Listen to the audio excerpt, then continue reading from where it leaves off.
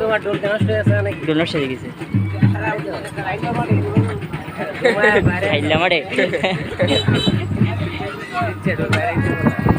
আমরা ডোল লাগাই না,